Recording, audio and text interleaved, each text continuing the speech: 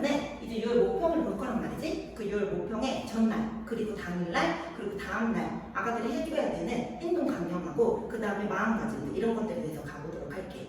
그래서 순서가 총 4가지를 네, 첫 번째는 내 소개야. 그럼 두 번째는 6월 모평 전에 할 일, 그리고 모평 당일날 할 일, 그리고 마지막으로 모평 후에 해야 될 일에 대해서 얘기를 할 거야. 나는 노량진 재수학원에서 최우수로 입사를 했어. 그래서 이제 그때부터 지금까지 계속 입시학원에서 일을 하고 있고, 지금은 이제 지동 재수학원 하이웨이에서 수학과 디플 강사를 하고 있고, 메가스터디 러셀에서 출강을 하고 있어. 이제 우리 6월 모평을 앞두고서 이렇게 마음이 되게 심란하기도 하고, 나 공부한 건 없는데 시험은 잘 보고 싶고 이런 마음이 되게 클 거야. 시험 전날 해줘야 되는 건 딱 3가지만 기억해. 뭐뭐뭐만 기억하면 되냐면, 첫 번째는 개념 정리하고 공식 암기야. 근데 시험 보기 전에 기본적인 공식은 반드시 암기를 하고 가야 된다? 근데 그 암기한다라는 게 무슨 의미냐면 A 더하기 B는 C야 이런 뜻의 암기가 아니라, 예를 들어서 확률 같은 경우에 배반 사건이래. 그럼 아까 내 머릿속에 뭐가 떠올라야 돼? A하고 B라는 사건이 서로 겹치는 것이 없구나. 그럼 얘를 이제 어디다 써먹을 거다? A하고 B 합집합에서 교집합이 없다. 이런 식으로 적용을 해야 된다는 거. 무슨 내용인지 이해돼? 그래서 이런 식으로 암기를 하고 내가 시험 문제 얘를 어떻게 적용을 할 것인가, 그런 것들에 대한 생각, 그리고 그런 것들의 개념을 가져야지만 내가 개념이 확실하게 정리가 되어 있다라고 말을 하는 거야. 그리고 당연히 공식 안 외우고 있으면 무조건 외워야 되는 거고, 그다음 두 번째 해줘야 되는 건 오답노트 다시 보기야. 근데 내가 맨날 너희한테 뭐라고 그래? 그치? 어떤 문제지를 풀었어. 그럼 문제지를 나한테 갖고 오라고 하지. 그럼 내가 뭐 해줘? 오답노트 만들어준단 말이야. 수능특강도 만들어주고, 우리 워크북에 있는 기출문제들 특히 전부 다 오답노트 만들어주지. 만든 거 몇 번씩 반복시켜? 최소한 3번씩 반복하라고 내가 맨날 강조한단 말이야. 사람은 같은 실수를 반복할 수밖에 없어. 그래서 틀린 거를 또 틀릴 수밖에 없고, 내가 모르는 건 계속 틀릴 수밖에 없어. 그래서 오답노트가 그렇게 중요한 거거든. 그래서 오답노트를 너네가 그걸 일일이 쓰고 문제 풀고 하는 시간이 아까우니까 내가 대신 해주는 거야. 그럼 이제 이거를 열심히 풀었지? 그럼 이제 시험장에는 얘만 갖고 가는 거야. 그럼 내가 틀렸던 거, 내가 약했던 거, 이것만 다시 한번 보더라도 다른 문제집 10건, 20건 이렇게 푸는 것보다 훨씬 더 효과적이 될 수 있거든. 근데 나 그럼 오답노트 안 했는데 어떻게 해요? 그럼 어떻게 해주면 돼? 너네가 풀었던 문제집 있겠지. 그럼 그 문제집에 뭐가 있어? 내가 틀린 문제가 있을 거란 말이야. 그 틀린 문제를 다시 봐. 그리고 다시 틀렸던 거 왜 틀렸는지, 내가 어디에서 막혔는지, 이런 거 한두 개만 더 보더라도 시험장에서 아가들이 실수 없이 예쁘게 풀 수 있을 거야. 그다음 마지막으로 3번째는 뭐냐면, 나 이 정도까지 했는데도 시간 조금 여유 있어. 그리고 나 너무 불안해. 그럴 때 이제 마지막으로 뭘 보는 거냐면, 기출문제하고 모의고사를 직접 한번 풀어보는 거. 얘는 문제를 이제 100분을 시간을 재서, 근데 100분보다는 한 90분 정도로 됐으면 좋겠거든. 90분 동안에 진짜 작년 기출을 보던지 아니면 시중에 있는, 아니면 우리 학원에서 썼던 3회짜리, 그치? 6월 모평 대비 문제들이 있었을 거야. 걔네들을 다시 한번 풀어봐. 그리고 내가 어떻게 시간 배분을 해야 될지, 그다음 앞에 이제 시험장 가서 어떤 거부터 접근을 해야 될지, 그런 것들을 가지고 마음가짐을 다잡고서 이제 시험 전날에 일찍 자. 알겠지? 요게 시험 전날에 꼭 해야 되는 일이야. 이제 6월 모평이 시작됐어. 그리고 우리 이제 수학 문제를 풀기 시작했지? 수학 문제는 어떻게 이루어져 있어? 2점짜리 3문제, 3점짜리 13문제, 그리고 4점짜리가 14문제가 있단 말이야. 근데 여기서 내가 강조하고 싶은 거 4가지는 뭐냐면 14번 문제야. 이제 14번 문제가 어떤 문제인 거야? 그치? 처음으로 4점이 시작되는 문제란 말이야. 그래서 아가들이 뭐에서 되게 막히게 되냐면, 이 14번 문제를 푸냐 안 푸냐에 따라서 그 수학 시험의 멘탈이 달라지게 된다? 내가 만약에 이 4점짜리를 잘 풀었어. 그럼 뒤에 있는 15번, 16번, 17번도 심지어 킬러급의 문제도 나 할 수 있다 라는 생각을 가지고 풀 수 있게 될 수 있는데, 요즘 어때? 14번 문제 주제에 오답률 탑5 이런 거 안에 들어오는 문제들이 되게 많이 나온단 말이야. 그래서 14번 문제를 틀려. 그럼 이제 뭐 하는 거야? 멘탈이 탈탈 털리지. 그래서 그 다음부터 내가 맞출 수 있어야 되는 15, 16, 17, 18번 당연히 틀릴 거고, 19번, 20번, 21번은 킬러니까 틀릴 거고, 그래서 이렇게 주관식까지 다 틀려고 오는 거야. 그래서 6월 모평을 망해서 와서 징징거릴 거지. 이렇게 되기 때문에 14번 문제가 쉽게 나올 수도 있고 어렵게 나올 수도 있다는 거 명심을 하라고. 그리고 만약에 14번 문제가 잘 풀렸어. 그러면 나 공부 열심히 했구나. 다른 문제 잘 풀 수 있겠구나 하고 자신감 갖고서 풀면 되는 건데, 만약 14번 문제가 너무 어려웠어. 어떻게 접근해야 되는지는 모르겠어. 그럼 어떻게 생각하면 돼? 이 14번 문제가 14번인데 되게 어려운 문제구나 라고 그렇게 생각하면 된다는 거야. 그래서 내가 못 풀었어. 당연히 남도 못 풀 거야 라고 생각하라고. 그리고 지금 못 풀어도 괜찮아. 그래서 14번 문제 그냥 넘기고 뒤에 있는 내가 맞춰야 되는 다른 문제들한테 더 집중했으면 좋겠어. 그래서 절대 멘탈 흔들리지 않게. 그래서 13번 문제에 너무 얘에 대한 부담감을 좀 줄였으면 좋겠는 게 내가 첫 번째 하고 싶은 말이고요. 그다음 두 번째는 계산 실수. 그리고 2점, 3점짜리. 이건 정말 하고 싶은 말이 너무 많은데 아까들이 가장 많이 하는 게 뭐야? 수학에서 계산 실수에 갖고 오는 거. 아까들아, 수학 문제가 물론 29번, 30번, 21번 같은 킬러 문제 세 문제들이 있는데 얘네들은 이제 끝이 88점이냐 100점이냐 이런 것들을 구분하는 거야. 하지만 얘네들을 제외하고 나머지 문제가 너네들을 판가름할 수가 있단 말이야. 얘네 세 개를 버려도 전부 다 뭐야? 88점은 나올 거란 말이야. 그럼 충분히 1등까지 갈 수 있는 애들인데 아까들이 뭐 해갖고 와? 선생님 저 2점짜리 계산 실수했어요. 3점짜리 문제 틀렸어요. 이렇게 온단 말이야. 어떻게? 문제를 풀었는데 평소에는 되게 잘 보이던 것들이 선생님 얘 분명히 덧셈으로 봤는데 나중에 풀고 봤더니 뺄셈이었네요. 선생님 분명히 저 더하기 2 더하기 2하고 4 나왔는데 거기 4번이고 체크했어요. 이렇게 해갖고 올 거란 말이야. 이런 계산 실수 하는 거를 좀 조심하자고.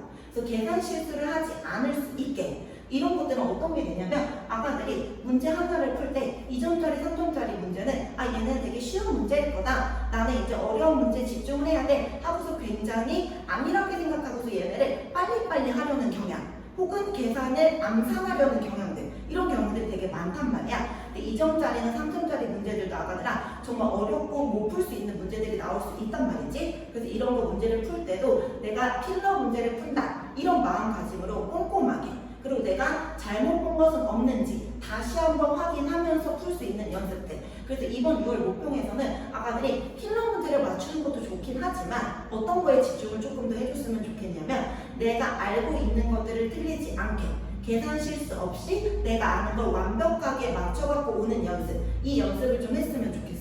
왜냐면 실수는 반복되게 되면 걔는 실력이 될 거야. 그럼 이제 아가들이 이 실수 잡는 게 정말 오래 걸렸기 때문에 이 초반부터 잡아놔야 되는 것들이야. 알겠지? 그래서 실수 안 할 수 있게 꼼꼼하게 문제 푸는 것 이거 두 번째로 꼭 기억해 줬으면 좋겠고 세 번째로 내가 말하고 싶은 건 시간 배분과 집중이야. 얘도 앞에 2번하고 같은 맥락으로 기억을 해주면 좋겠는데 아가들이 나 되게 어려운 문제 29번 문제나 30번 문제를 뭔가 풀 수 있을 것 같아. 그래서 걔 한 문제 갖고서 30분 40분씩 낑낑거리는 거야. 근데 낑낑거리다 풀면 다행인데 안 풀었어. 근데 심지어 다른 문제도 제대로 못 봤어. 이렇게 시간 배분을 안 하고 문제를 풀게 되면 망한다는 거야.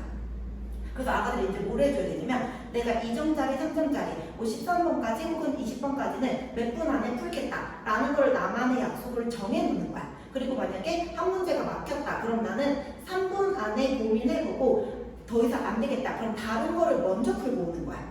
이렇게 해야지 남은 시간에 어려운 문제들, 그 다음 내가 헷갈렸던 문제들 이런 것들을 다시 한번 확인하고 다시 한번 정리할 수 있는 시간이 될 거고 그리고 내가 이 100분 동안 얼마나 온전히 한 문제 한 문제를 집중하면서 풀 수 있는지 이걸 확인하는 시간이 됐으면 좋겠어. 그래서 특히 문과 친구들은 뭐해? 수학 시간에 친구 잔단 말이야. 근데 이런 것들이 습관화 되게 되면 수학 때도 잘 거란 말이야. 그럼 얘네들을 자지 않을 수 있게 한 문제 한 문제 1번부터 30번까지 내가 못 푸는 문제가 있더라도 100분 동안에 절대 자지 않고 깨어있는 연습들 이런 집중력을 좀 발휘를 해야지 여러분들이 앞으로 남을 9월이라든지 그 다음 마지막 대수능까지 그 집중력을 계속 발휘할 수 있게 될 거거든.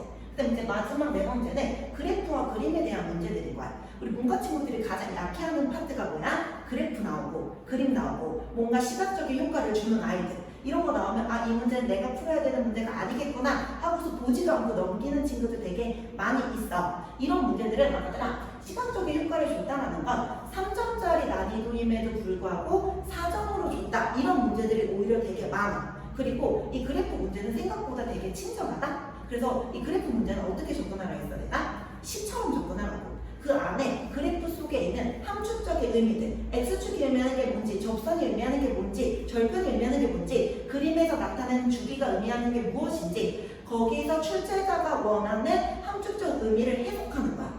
그리고 그걸 해석하잖아? 그럼 그 그래프 안에서 여러분들이 해석할 수 있는 다양한 정보들을 많이 발견하게 돼. 그럼 그 정보를 발견하고 그래프 해석하는 거에 눈을 뜨게 되면 그래프나 그림 문제가 오히려 제일 땡큐할 수 있는 문제가 될 수 있어. 그래서 그래프나 그림을 손대는 걸 두려워하지 말아줘. 그래서 일단은 못 풀더라도 내가 이거를 여기까지는 해석했다. 이런 정도로까지는 했으면 좋겠어. 이번 시험 때. 알겠지? 여러분이 6월 모평을 다 봤어. 이제 다 보고 난 다음에 이제 뭐 해줘야 돼? 자러 가거나 놀거나 하면 안 돼. 꼭 그날 무슨 일을 해줘야 되는 거냐면 이 모평이 왜 이렇게 중요한 거냐? 내가 3월이나 4월달 모평 중요하다고 말해? 안 한단 말이야. 그냥 대충 보고 오라고 해. 근데 이 6월 모평이 중요한 이유는 바로 N수생이 합류한 첫 시험이라는 거지. 그래서 여러분들이 뭐를 볼 수 있는 거야? 굉장히 정확하고 객관적인 지표가 될 수 있어. 그래서 나의 위치가 어디쯤 있는지, 그 다음에 내가 어느 정도 공부를 했는지, 그리고 평가원 이 사람들이 수능을 어떻게 낼 것인가, 그걸 수능하고 매우 유사한 문제이기 때문에 이 시험이 굉장히 중요하고, 그리고 반드시 이 후에 무엇을 해야 하는가 되게 중요하게 되는 거거든. 그래서 여러분이 해주셔야 되는 게 첫 번째, 해석이야. 우리 이제 뭐 할 거야? 모평 볼 거야. 그럼 우리가 뭐 할 거야? 너네들한테 6월 모평 해석 강의 해주겠지. 그럼 그 해석을 들어. 듣고 나서 끝나면 돼? 안 돼? 절대 안 된다는 거야. 해설 강의를 들었어. 그럼 이제 내가 뭐 해줘야 돼? 틀렸던 문제들이 있을 거야. 그리고 내가 맞췄지만 헷갈렸었던 문제도 있겠지. 그리고 내가 해설하는 것과 너희가 풀었던 게 조금 방향이 다른 문제들도 있을 거야. 그런 문제들을 체크해. 그리고 다음 뭐 하는 거야? 다시 풀어야죠. 다시 푼 다음 이제 뭐 하는 거야? 나한테 갖고 와. 그럼 내가 뭐 만들 거야? 오답도 당연히 만들겠지. 그래서 오답도 만든 다음 너한테 뭐 해줄 거야? 그 밑에 유사 문제들 같이 땅땅땅 찍어놓고 줄 거란 말이야. 그럼 걔네들 반복하겠죠.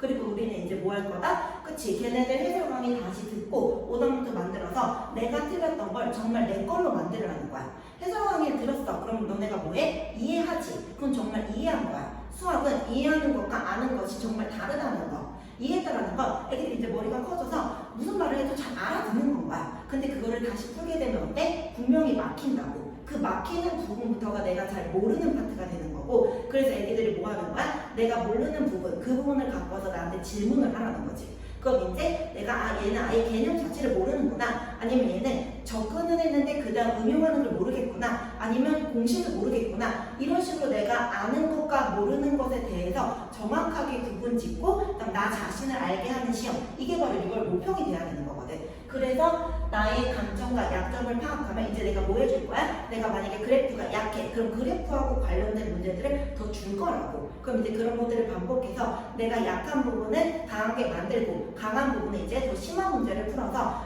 킬러급의 문제도 소화할 수 있게, 그리고 나 자신이 점점 높아지는 거를 보게 될 거라고. 그 다음 이제 세 번째는 뭐냐면 모평을 봤어. 근데 모평은 조심해야 되는 게 뭐냐면 잘 본 친구도 있을 거고 못 본 친구도 분명히 있을 거야. 둘 다 굉장히 위험해.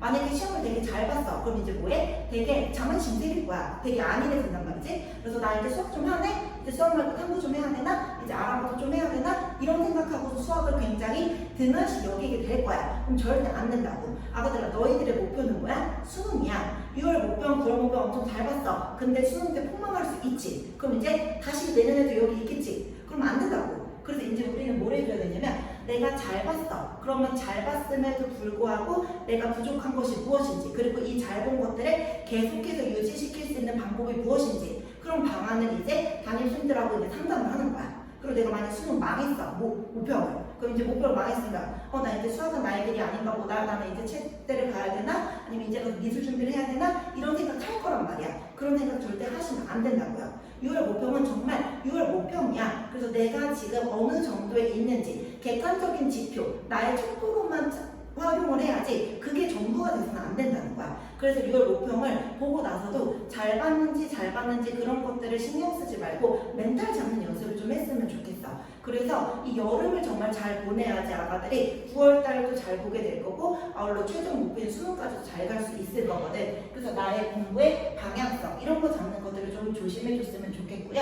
그다음 이제 마지막으로 아가들이 이제 기출문제하고 연계 교재가 들어가야 돼. 수능 완성이 다 나왔어. 그럼 이제 뭐 해줘? 6월달 전까지는 우리는 수능 특강하고 그다음에 18년도 이전에 기출문제를 봤지. 그럼 이제는 뭐 할 거야? 6월이 끝났어. 그럼 6월 연계 교재 우리가 만들어 주겠지. 대표 변형 문제 만들어 줄 거야. 그거 풀고서 이제 뭐 풀어야 돼? 수능 완성 풀어야지.